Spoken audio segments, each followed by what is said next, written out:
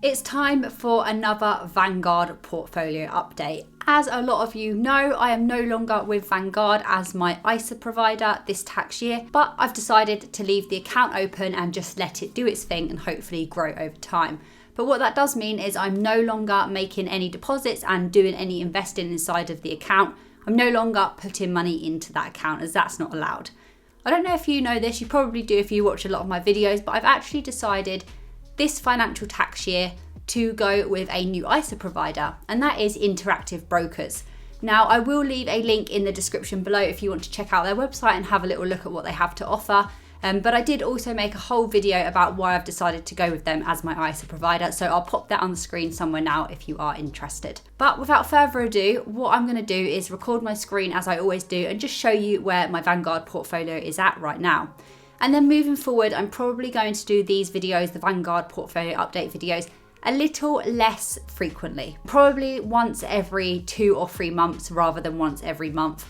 Just because, like I said, I'm not putting money in, I'm not making investments, so you know, the likelihood is just that there is less to show you. There's less of an update each month. But I will still show you just because I think it's interesting. But these monthly update videos will be replaced by my new portfolio, my new ISA portfolio. I've made some investments into that, which is really exciting, and I will have a video showing how that sits very shortly. Here I am on the home screen of my Vanguard portfolio, and the first thing that you'll probably notice is my ISA value. It sits at £6,232.17. Just having a look at my last video, just to compare. So my last video came out on the 27th of March, and today's date is the 24th of April. So as of about a month ago, the portfolio sat at £6,336.12. So we're actually down. Not by too much. It looks like about £100, but yeah, we are down. And that was before the end of last tax year. So I still had like £15,000 to use in my ISA. You'll see now that it tells me I'm not taking advantage of my ISA allowance. I haven't put anything in at all this financial tax year because I've moved. So it's going to keep telling me that. My largest holding, S&P 500, that's exactly the same as of last time. However, we will see some changes that I've made since that video when we look at the transactions. Personal rate of return is plus 7.27%. So I'm still in the positive since the account opened.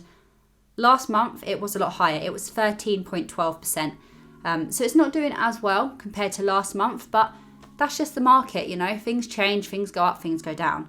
Over time, it should go up.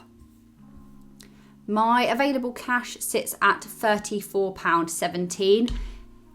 Now, I'm fairly pleased with that because I just need some money in there to pay the account fees. If we go over to the the transaction section and click on fees, you'll see that the fees for this account are very, very low. 39p, 50p, 51p, you know, not very much money at all. So having £34 in there should easily cover all of my account fees. I don't really need to worry. I don't feel like I'm going to be in the position where they start selling off my investments to pay for account fees or anything like that. So that's all good. Let's go back to the overview page. Anything else to say? Last transaction, which we'll get to in a minute. But yeah, let's just have a look at the investments.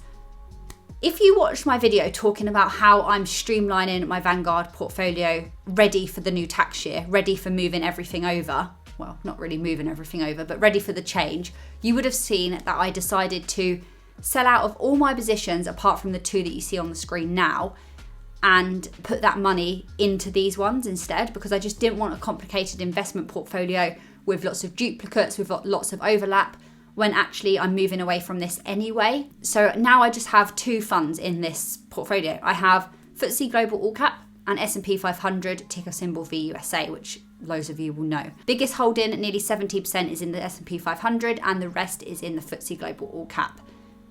You'll see right now, market's not too great. We're down by nearly £44 on the Global All Cap and we're up by £90 on the S&P 500. We have definitely been up by a lot higher on that S&P 500 in previous months than it is today. But you know, overall, this still gives us a gain of £46.21.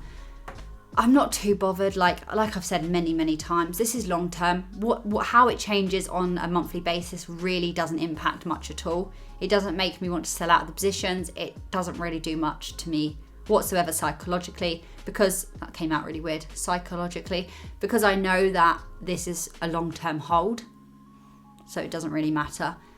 We can have a look at the performance tab. You can see some figures here, some interesting figures. The big jumps are, although I wish it was because my portfolio went crazy, it's not, it's just because I've invested at that time. So let's have a look at the little transaction page.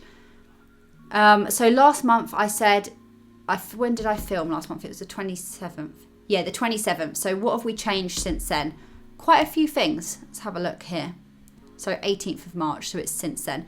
So I sold my holdings in the FTSE Developed Europe excluding UK, Global All Cap ESG, FTSE 100, sold all of them, and you know, so you can see here the figures that they sold for. And then with that money, I went and bought more in the two funds that I've currently got. So I went and bought nearly £400 worth of the Global All Cap and nearly £600 of the S&P 500. And like I said, that was literally to streamline my portfolio, make it like have a lot less duplications, a lot less overlap, and a lot less small holdings that weren't really going to gain very much at all. Like if I only had £27 sitting in a fund, realistically, even if that does really well over the next 5 years, I'm still not going to have that much in it. So I just made the decision to sell them. Some of them at a loss, some of them at a gain. I can't really remember. You can check out the video if you're interested, and just bought more of the ones that I plan to hold for the long term.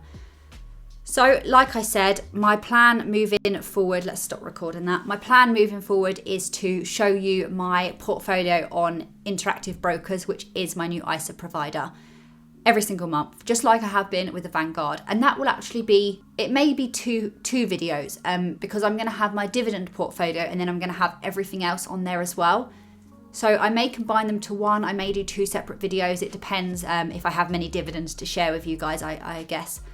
I imagine in my first portfolio update, I'm not going to have any dividends just because of the ex-dividend date and having, you know, that cut off when I invested. But when that's all up and running, which, you know, I'm making some investments every day towards that, I'm really excited about showing it. I will show it, it'll be very soon. I don't normally share this page when I do my monthly updates, but I think it's quite interesting actually. I was just having a little look. So it tells me my product type. So, you know, if I have bonds, if I have equity, if I have cash. And right now I have 99% of my entire portfolio sitting in equity and 1% in that cash that you saw just to pay off any fees. And then if you scroll down, you can see your top 8 geographical regions that I invest into, which is really interesting. So North America is 19%, the largest, which is not surprising considering I've got the S&P 500, which is obviously 501, 502, whatever it is these days, largest US companies. And then I've got the FTSE Global All Cap, which I believe its largest location, how do I say, its largest geographical investment, it's literally gone. You know what I mean, right? Its largest area of the world that it invests into. Oh my God, words. It's Sunday, please forgive me, I've had a long week. You know what I mean, is also the US. So it's not surprising. 3% Europe, 1% UK. That would have been a lot higher had I still had the FTSE 100. God, words. You can see here, and then I don't know why it says other, 70%. If you know why it says other 70%, let me know, that's fairly interesting. And obviously these are shown as little dots or big dots if it's a large holding. What happens if I click more?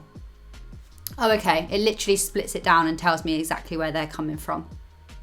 So where's other on here? Other, S&P, that's odd. Why does it not put that under? Maybe because they're global companies? Please let me know if you know why that is. It might be because they're global companies and therefore it's not saying that that is mainly US. I'm not really sure. It's not counting that as anything but other. I'm sure someone will know in the comments. And then my top investments. So I've got Apple at nearly 6%, Microsoft at 5%, Alphabet, Amazon, Tesla, Nvidia. You can see that here, which is again very interesting and it's very interesting and it's not a surprise considering again the S&P 500's largest holding. And now it tells me my sector allocation, which I haven't really paid that much interest into actually when I'm investing into ETFs. that are global or, you know, like the S&P 500, because it kind of does it for you in a way. Whereas if you're investing in individual stocks and you're building a portfolio, then you need to really consider the sectors that you want to be investing in and whether you really want a diversified portfolio in terms of sectors.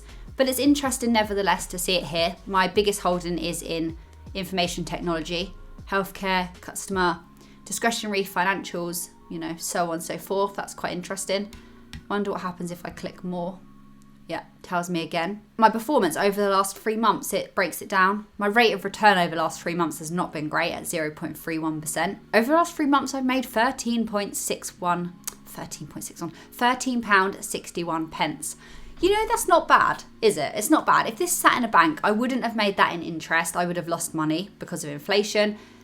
At least I'm earning something. I'm not, you know, this is money that is for my future. So like I said, this will build over time and compound, but I'm fairly happy with that. In case you haven't watched any of my other videos and you're wondering why I moved from Vanguard, it's not because anything's wrong with Vanguard. I absolutely love it and I think it's a fantastic platform, especially for beginners, honestly. It's been great and they've made some updates to their interface which are fantastic, which again I've posted about before. But the main reason that I've moved is just because it's not offering me what I need it to offer any longer. As a beginner, I was only really interested in having an ETF, having an index fund, and then outside of my ISA, dabbling into some individual stocks just for fun. But I'm now at the point, like I've said many times, where I want to have a dividend portfolio to start building a passive income. I want to have some individual stocks that are larger than maybe would make sense outside of an ISA. And I want my ETFs. I want to carry on investing in the S&P 500, but I want all of that to be under an ISA. So that's why I've moved to Interactive Brokers. And like I said, I have left a link in the description below if you want to check them out. And very shortly, actually, I'm going to be sharing just a little insight into their platform and, you know, just so you can see what it looks like, because before this year, they didn't offer an ISA. So I didn't even think that they were an option to go with for an ISA provider. And a lot of people, I don't think, still know that they offer an ISA. It's not really advertised that much. And I think a lot of people want to see what investing with them and their platform, their mobile app, their desktop website actually looks like before they decide to open an account with them. And there's not that much on YouTube for it at all at the moment. A lot of Interactive Broker content is very much about trading and trading options and just trading in general. And obviously that's not what I'm doing. I'm an investor, not a trader. So I think I should share that with you so you can see what it's like, because that would have been really helpful and really interesting for me to see before I decided to go with them.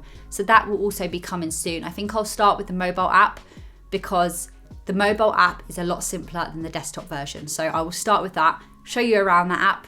You know, you might be interested in opening an account with them. You may not, but it'll be interesting to show you. And I will definitely do a desktop version again in the future. If you've got any suggestions or video ideas that you want to see, perhaps about my new portfolio or anything else, please leave a comment below and let me know. And in the meantime, if you want to find out the real reasons why I chose to move my ISA provider, watch this video here.